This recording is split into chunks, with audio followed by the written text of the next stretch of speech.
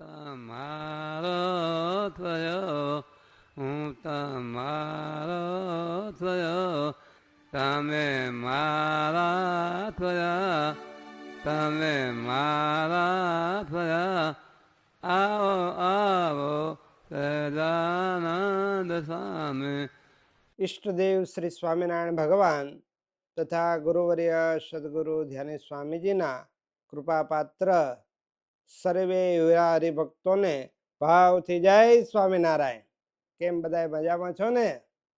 ઓહો, મહારાજે આપણા ઉપર કેટલી દયા કરી.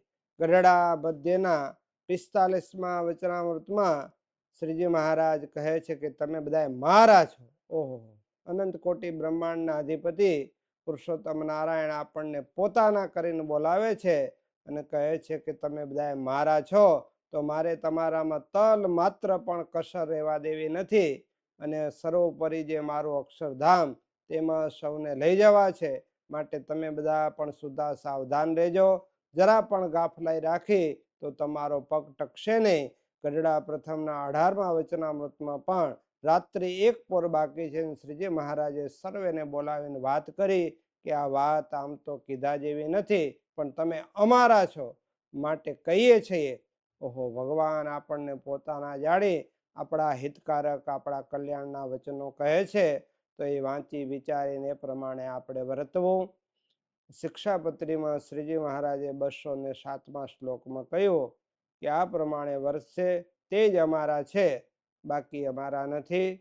માટે એ પ્રમાણે વર્તવામાં આપણે કાળજી રાખવી. ગુરુવર્ય સદગુરુ ધ્યાની સ્વામીજીએ સર્વશાસ્ત્રોના સારરૂપ પવિત્ર ગૃહસ્થાશ્રમના નિયમોની બુક સર્વે યુવા હરિભક્તોને આપેલી છે.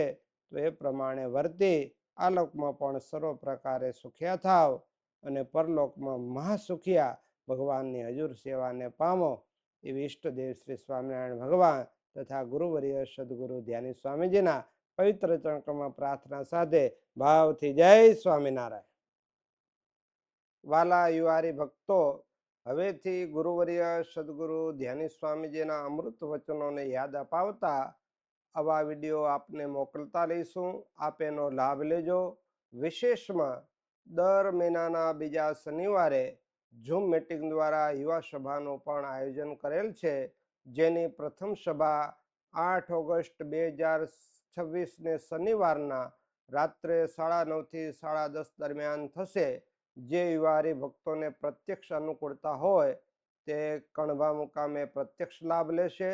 બાકીના યુવા હરિભક્તોને ઝૂમની લિંક મોકલવામાં આવશે, તે દ્વારા આ સભામાં જોડાવાનું રહેશે. તો સર્વે યુવા હરિભક્તોએ આ સભાનો ખાસ લાભ લેવો. સર્વેને ભાવથી જય સ્વામિનારાયણ.